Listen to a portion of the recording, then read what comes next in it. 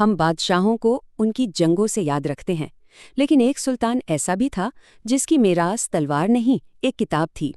یہ کہانی ہے سکندر لودھی کی۔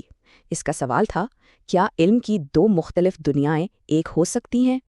سکندر لودھی کا دور تھا، دہلی سلطنت کا آخری باب۔ یہ وہ وقت تھا جب سب کچھ بدل رہا تھا۔ مگر بادشاہ بننا آسان نہیں تھا۔ والد کی وفات کے بعد اسے اپنے ہی بھائی سے جنگ کرنی پڑی۔ جنگ جیتنے کے بعد اس نے بکھری ہوئی سلطنت کو ایک کیا اور خود کو ایک مضبوط حکمران ثابت کیا۔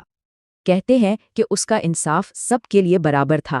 اس کی نظر میں امیر اور غریب میں کوئی فرق نہیں تھا۔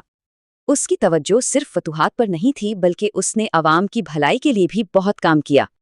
لیکن سکندر لودھی صرف ایک حکمران نہیں تھا، وہ علم اور فن کا بھی بہت بڑا سرپرست تھا۔ اور وہ صرف دوسروں کے فن کو ہی نہیں سراہتا تھا، بلکہ غل رخی کے نام سے خود بھی شاعری کرتا تھا۔ اس نے فارسی کو سرکاری زبان بنایا۔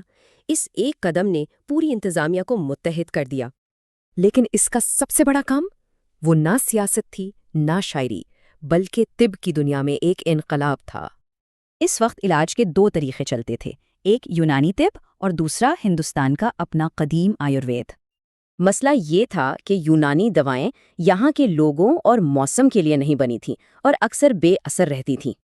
تو سلطان نے ایک زبردست حل نکالا، ہندوستان کے اپنے طبی علم کو فارسی زبان میں ترجمہ کروا دیا۔ اس کوشش سے وجود میں آئی طب سکندری، ایک کتاب جس نے دو طبی دنیاؤں کو ایک کر دیا۔ یہ صرف ایک کتاب نہیں تھی، بلکہ ہندوستان کے قدیم علم کو ہمیشہ کے لیے محفوظ کرنے کا ایک طریقہ تھا۔ آگرہ شہر کی بنیاد، پارسی زبان کا فروغ اور طب سکندری، یہ اس کی پائیدار میراث ہے۔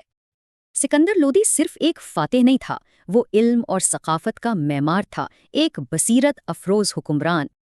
اس کی کہانی یہ سوچنے پر مجبور کرتی ہے، تاریخ میں ایسے اور کتنے ہی خزانے چھپے ہیں